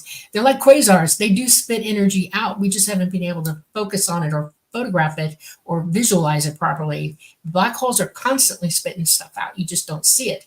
And the time that it lit up, something really big came out of it at that point, or something really big went in and you saw the flash of energy from it, If you throw a firefly in a real fire, it lights up, right? Well, something big could have gone into that and it lit up or it released. We won't know. We don't have the ability to know that. Another question. Are there any, this is from Megasaurus, any cases of encounters with elephantine humanoids? Hmm. I don't know of any. I know a science fiction book. I know that elephants are extremely sentient beings. Okay. You have to start seeing them here for what they really are. You have to start seeing the animals on this planet as sentient beings they all are. We're so egotistical as to think that we're so perfect or elevated or evolved than they are, and we are not. In some instances, we're less evolved. Okay, so think of it that way. And if there's a chance that there's an elephantine type of entity somewhere on another planet, in another galaxy, or somewhere else in this galaxy, that could be. I don't know. I just know that the ones that we have here, you need to treat way better than you do, because they think just like we do. They have emotions. They cry. They love their children. They protect their children. They protect each other. They have animal instincts, but that's for survival. If you lived out in the wilds by the seat of your pants, you would act a lot like an elephant. Think about that. All right. Okay. Question for Dolly. If ETs have been gone for 2 years, when will they return? The magnetosphere is down a lot. Would they still return and put themselves in danger to save humanity from global disaster? Nope. We should be saving ourselves. I'm sorry. We've had more than 100 years to think about this. We've had more than 100 years to put down the governments that have run us and gotten away with murder. It's our fault, and we need to fix ourselves. This is how we evolve. This is the greatest lesson any of us will ever learn here, and it's serious. Think about that. If you keep expecting somebody to pick you up and wipe your butt, you are thinking the wrong thing. Okay, so. Okay. Well, yeah, they'll come back once the magnetosphere. When it's down, and if anybody's alive by then, okay? I mean, so we have a shadow government that's planning terrible, terrible things. Y'all need to wake up. You need to smell the coffee. The day is coming, and our Earth is going through major once the CME hits. We have patterns there. There's no such thing as global warming except that we warmed up, but it isn't our fault. It's the sun. Okay, we have regular intervals of this, and we have lots of information out there that you all could learn this for yourselves and understand it. Here we go again. I'm going to start saying suspicious observers again. Please go to that website on YouTube. Please go through his playlist. He can teach this far better than I can tell you in 15 minutes flat. Go do, as he says, your homework. Learn it. He teaches it really well. I really admire the work he's put into this. It is very good. Go watch. Okay. We're going to start doing this rapid fire. Okay. Do them all. Have you ever heard of Tuatha de Danann? They called them the Shining Ones. I have not. That's from Derek. Danann? That's an Irish thing. Tuatha de Danann. I haven't heard of that. The last part of the name is Danann is Irish. And I don't want to go into this. No, it does not exist. But go ahead. Next question. I'm not even playing with it. Okay. Okay, Olivia. Question, how does one reconcile the differences on how contact is going to occur, positive and negative? Thank you. Move beyond fear and probably be perceived as positive. Yeah. That's a difficult question to answer because someone can have already had contact. Fearful. You have to wake up to that. You're going to perceive it as negative. Yeah, you have to understand that we've already had contact. Now it's up to us to make contact with them. And the only way you're going to get it now is psychically, because they physically are not here. Not now. So work on it. Next one. What is your favorite UFO memory, Dolly? That's from Christopher Harmon. Mine is easy. It was my birthday onboard experience. That's my favorite. Very first freaking time I saw that tree on Endelma. I'm not kidding you. I had a glass jaw that day. It crashed on the ground in front of me. It's like, oh my God, when I was a young woman, I went up into Sears Tower, went all the way to the top and leaned on the glass and looked over the side. It was nothing compared to what I saw. That tree, I will never forget. I still smell it in my mind. I can still the air around it. Oh my, spend hours up in that thing. Yep, that's my best. Okay. I Okay. love trees. Okay. That did it to me. Okay. Megasaurus asks, can you do a video on the largest UFOs ever encountered? I was looking into that, and I found the reporting on it very all over the map, because people say, oh, it's 3 football fields. It's a huge shit. I'm still looking into it because there are people who There's a lot of conflation and enormous craft going on. They can't come down like that. They would have to employ too much energy and it would burn everybody up. So no, they don't come down like that. They're just conflating it. There are people who see giant motherships and they're on board. I don't know. I'm looking into it. I'm finding the research on that really difficult. Yeah, it's a gravity thing. Okay, something that big would mess with our gravity as well. It just don't. Do you guys think Rick Doty really is legit? I don't know. He is an admitted disinformant. So that's all I can really say about it. I've not talked to him. So I don't know who he is. Okay. Okay. Silver Saucer. Is there any connection from UFOs to Hermeticism, Rosicrucianism, or the Hermetic Order of the Dawn? Okay. Some interesting. There's some real stuff going on in that question, and it's not real stuff. Rosicrucians are an outlet of the Templars. It's just another group of them. They have you got the Army, the Navy, the Marines and stuff. The Rosicrucians are like Templars and Masons and that kind of thing. And the others are made up. They don't exist. Okay. Okay, I'm not asking that question. Let me see. Here's one. Fun Talks. Kind of off topic, but I've watched the movie Nope and loved it. Have you seen it? Nope. Yes, I've seen it. You saw Nope? No, you didn't. I did too. I watched it. You were in the room and you didn't want to see it, and I watched the whole thing. The movie Nope, about negative ETs. Yep. And I was mad as hell. I was very quiet. I sat in the chair like this. I was not happy about it. I also saw Look Up. About 2 days later, I watched Look Up, and that made me feel better. Even though it was like crazy, but yeah. You know what an impactor is?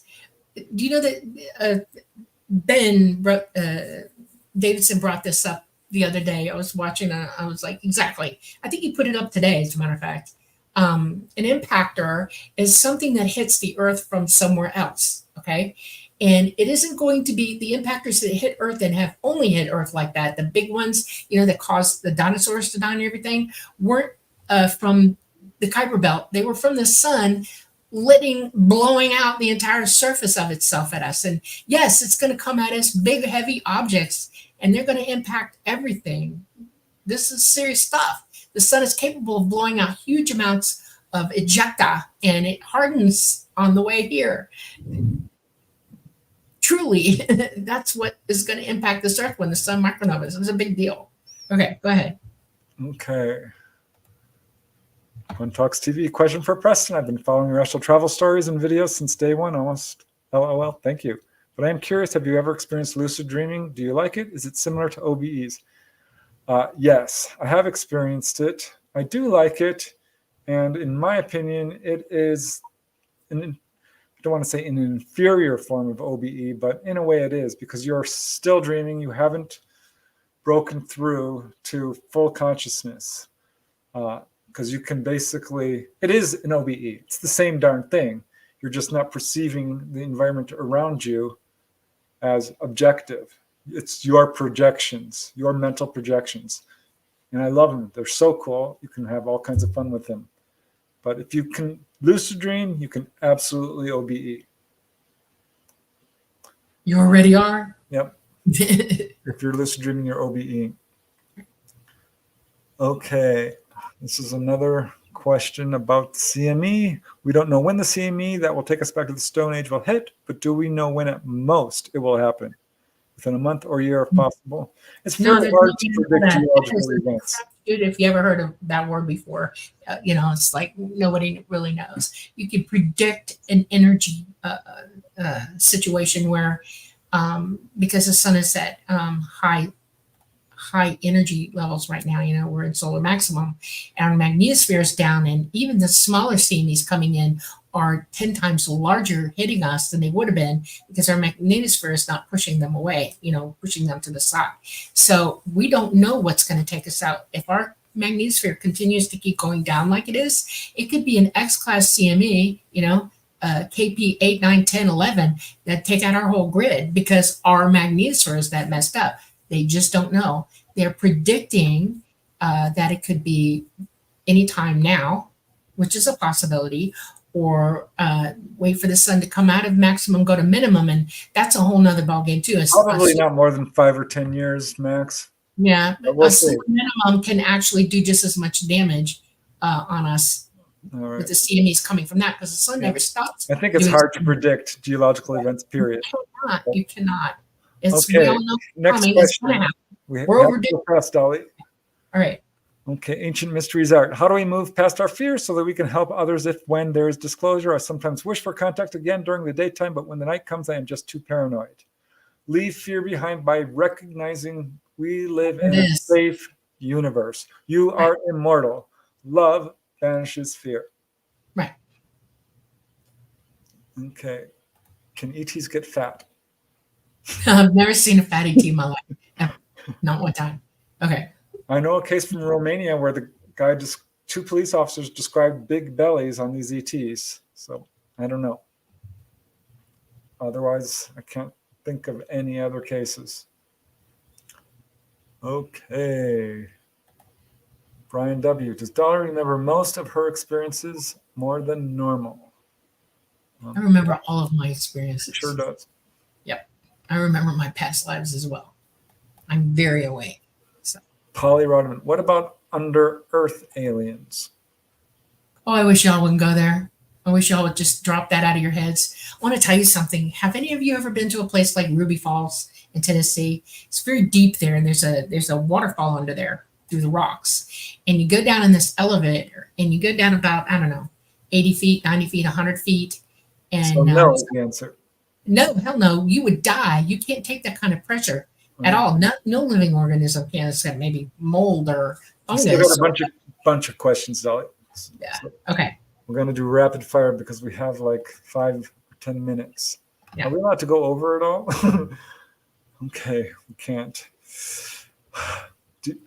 Z-Sun Dragon, do you believe that future you can visit now you in dream state perhaps? Yes, you can get precognition. I'm not sure you're visiting the future per se, but you can you're gaining it somehow. Yeah. Okay. Is there a time of night that seems to lend itself to having the most sightings? Most sightings do occur late at night, I think, because that's when it's visible, but that's in the past. So hard to say now currently, but in the past, certainly, yeah, it would be 2, 3, 4 a.m. A lot of major encounters. Okay. Do you know anything about the Ashtar Commander Federation? Skeptical. That's all I really, as far as Galactic Federation, I'm skeptical. It's BS. Thank you. Not saying another word. Okay. Okay, boom, boom, boom. Boom, boom. Have you received information about Maldex? I don't know what that is. I'll have to look that up. Maldek, maybe? Isn't that the planet Maldek? The one between Earth and Mars or whatever it was? I don't know.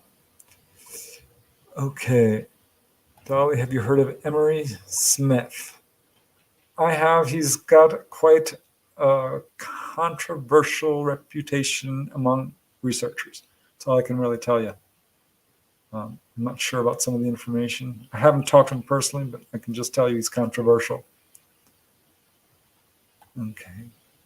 Do you guys know Chris Bledsoe? Not personally. I did meet with him at a convention. He's a very nice guy. He had a healing, so I talked to him. I gave him my book on UFO healings. We're trying to get him on the show, but he's not responding. So hopefully we can get him on the show. Let's see, who else do we have here? Oh, goodness. Thank you, Joe Wall. That is awesome. Such very, very nice of Oh my you. gosh. Thank Not you. all visitors spend a lot of time talking about their technology. In my experience, they just want to talk about life lessons. Thank you. Exactly. This is the kind of message people will get. It's very personal to them and not just the earth and tragedies and all this. They're very interested in helping people evolve. Okay. We already answered this one. We already answered this one. Are you guys familiar with Dr. Carla Turner's work? Oh, sure. I've got all her books. She has a pretty negative viewpoint towards ETs, but if you read her accounts, some of her clients absolutely don't. She reports healings. She's got several clients who said the ETs told them, you are us, we are you. She talked a lot about my labs. I think she did some important research. I think it is a little fear-based. That's my opinion. But I think that her cases are certainly worth looking into. Dolly, probably don't know about her. Okay. I didn't come here knowing about everybody, just so y'all know. I'm trying to catch up. And I've only been doing this for a few years, so it's like, okay. Michael Sala recently interviewed David Adair. We were just talking about David Adair. He has a relationship with the Starship entity. I looked into him. He seems like his resume is legit. His story of seeing a craft in military custody and communicating with it as an entity matches up with some of what Dolly is saying. So I'd like to talk to him. All right. Dolly, you probably don't know really anything about him, but okay. What else do we have here? We're going to have to close this up real soon. Question for President. In your research, do you find some single reported cases as believable as trace multiple witnesses and other types? Certainly. I like multiple witness cases, but a single witness case, it can be just as legit. It's pretty rare, actually, because almost every contactee can point to a friend or a family member who is there with them. Okay. Let me see.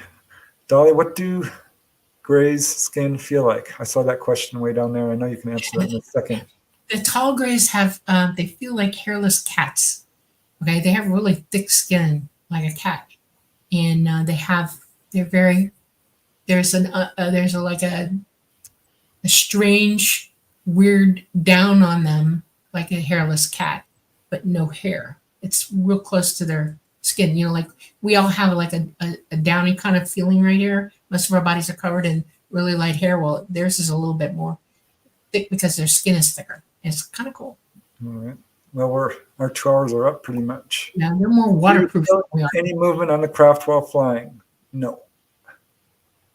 Not really. I feel the movement that Tolada feels. I mean, I perceive what the ship's doing through him.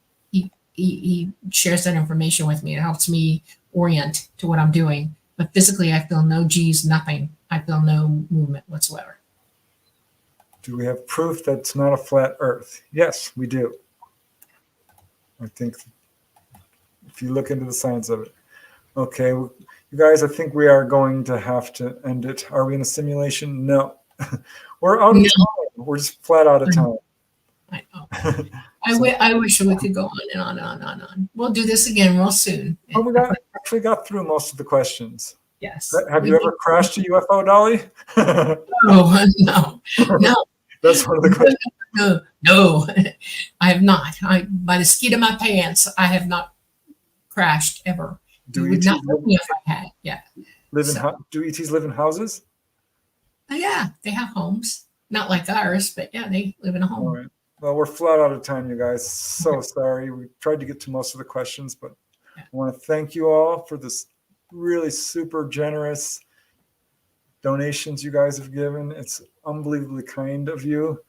Thank you all for joining us tonight and all the wonderful questions that you provided to us. We had a blast. You guys make it easy. We love you so much.